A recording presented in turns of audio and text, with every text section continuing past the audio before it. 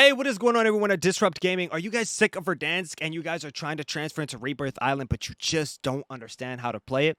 Well, in today's video, we're going to be giving you guys the best trips for Rebirth Island. Stay tuned.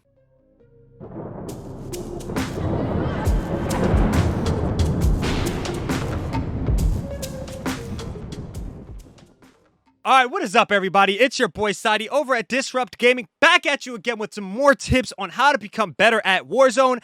We are out here trying to make you guys the best players that you guys can be, man, and we're gonna help you guys. So we all know right now that Verdansk is one of the most camp-heavy, rat-infested, super competitive modes of Warzone, and a lot of people have been transferring over to Rebirth Island. Rebirth Island is, I mean, amazing. We know Rebirth Island is super fun. It's a super fast-paced game mode.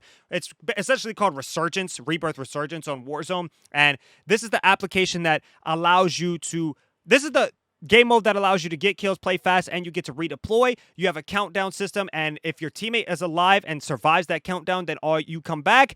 But if your teammate doesn't survive, you're eliminated, and you can do things like get kills, open loadouts, or buy things from the store to decrease that time shorter. So it's pretty fast-paced, competitive. You're looking to just quickly knock out the next team. So in the background, you're going to be seeing a 20-kill gameplay on Rebirth Island, and I'm going to show you guys how to get these high-kill, fast-paced wins. So basically what you're going to want to do is you're going to want to land somewhere that is, essentially good on loot. There's a lot of places on there. You can land the top of prison, you can land headquarters, and one of my personal favorites is Nova 6. You want to land somewhere that has different floor levels that can guarantee you loot. Even the new construction site in Rebirth Island, which has like 3 floors, can give you a bunch of loot because you need drops. You don't want to run around in Rebirth Island without a weapon because I'm going to tell you you're at an immediate disadvantage.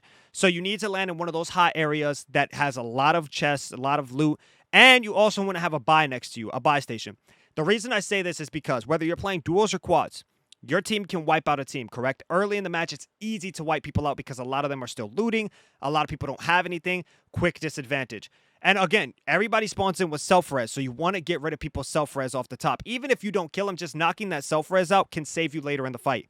So after you're done doing that and after you're done looting quickly and getting a team out the way usually, one of your teammates is going to have enough money to buy the loadout. You're going to drop the loadout immediately. Once you have this loadout, there is different perks and areas that you can literally sit at and hold down to win the game. Like literally, it's actually insane. So when you go to headquarters, there's a big lighthouse tower.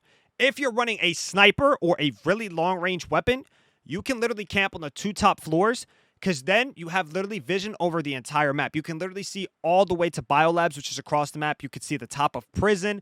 You could see over by the shoreline where the other helicopter's at. It's just phenomenal what you can see. You can see over Nova 6. You can see over construction. You literally are like the point of view and the eyes from the sky in Warzone. And you can literally pick people apart from up there. And if people try to redeploy on you, I mean, it's going to be super hard for them to kill you. They got to land inside your window. You can literally take them out. You can set up claymores for the ladder in case anybody tries to climb up on you.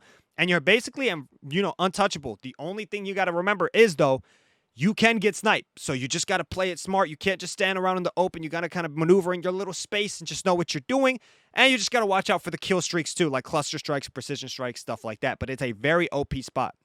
Another spot that you want to probably post up with your team, and if you're playing for wins and not high kill gameplays, is prison. You guys want to hold the roof of prison because basically, you can camp the 2 zip lines, and then you can have the other 2 camping the other 2 doorways. It's virtually impossible for somebody to come up. There's 5 different ways you can get up onto the top prison from the outside. There's 2 zip lines, and then there's a ladder on like the top right-hand side or top left-hand side outside of the lighthouse.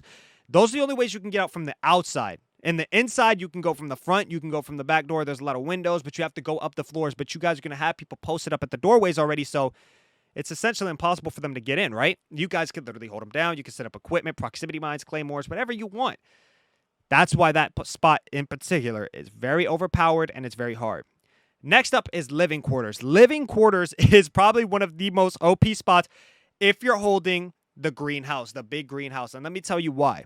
One can camp up on the rooftop in case your team gets eliminated where they can't climb up the ladder because you'll easily be able to pick them. It's a short ladder, so like it's easy to shred someone if you have a fast killing weapon and you can keep your team alive. And then you also have the other second floor where all your people can camp in 3 different rooms, because there's 3 different rooms where one room intertwines both. So you could like literally bait and then have a fully shielded teammate take out the other guy if you're weak. It's just a lot of things like that. Now, if you're playing for aggressiveness gameplay and not trying to just post up, but you want aggressive gameplay and high kill gameplay, you need to push everything.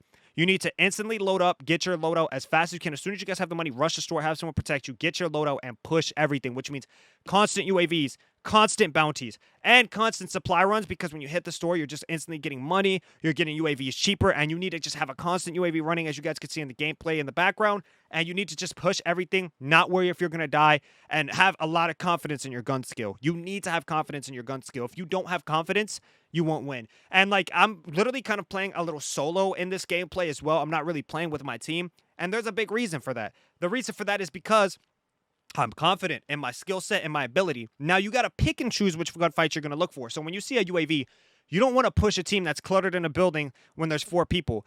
You'd rather push someone who's 2 people on your map. They're spread out a little bit, like one's on the other side and one's by himself kind of looting, and push that slowly but aggressively at the same time. So you push that guy, then you move on to the next one, and then you move on to the next one, and you will compile kills, because people can, redeploy. And there's 4 people on the team. So you just want to push it, because a lot of times people are queuing up solo and, they're just solo squatted. They don't have teammates with them. So you have the, freedom and ability to push everyone and kind of just do your own thing. So highly recommend doing that. Highly recommend playing aggressive, because it'll help you so much in the long run.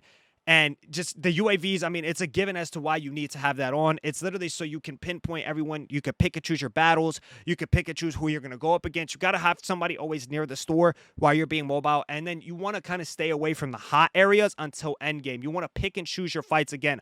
Go into those low calculated areas, but to have people there. Like if you see 4 people cluttered on top of prison, but you see 4 people at living quarters, but they're all in different buildings, which gunfight are you going to pick? The one that everyone's separate, so you can one-on-one them. You have the time to shield up. And there will be instances where you have to take on a squad. But at that point, that's just picking and choosing your, your angles, where you're going to flank from. And you can also always call up your teammate too, though. You can always run in pairs 2 in quads. You can always tell your teammate, hey, push this with me.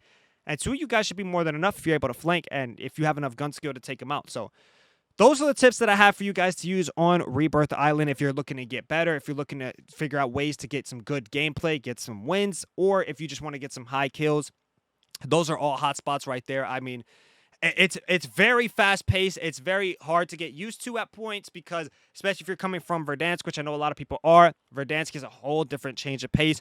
Very slow, takes much longer to loot. You're in less gunfights typically. A lot of running done on the map, versus when you're on Rebirth Island, it's like literally every corner there's a team or somebody ready to like fight, and you're engaged in like 1,000 gunfights in like a second, dude. It's actually insane. So you just really want to pick and choose, because you don't want to be in the open where you're getting shot from ground and then from another team third-partying at the top of prison or the top of biolab or top of lighthouse. So again, it's just where you pick and choose. So if you guys did enjoy today's video, be sure to leave a like, comment, subscribe. Let me know how you guys use these tips in Rebirth Island.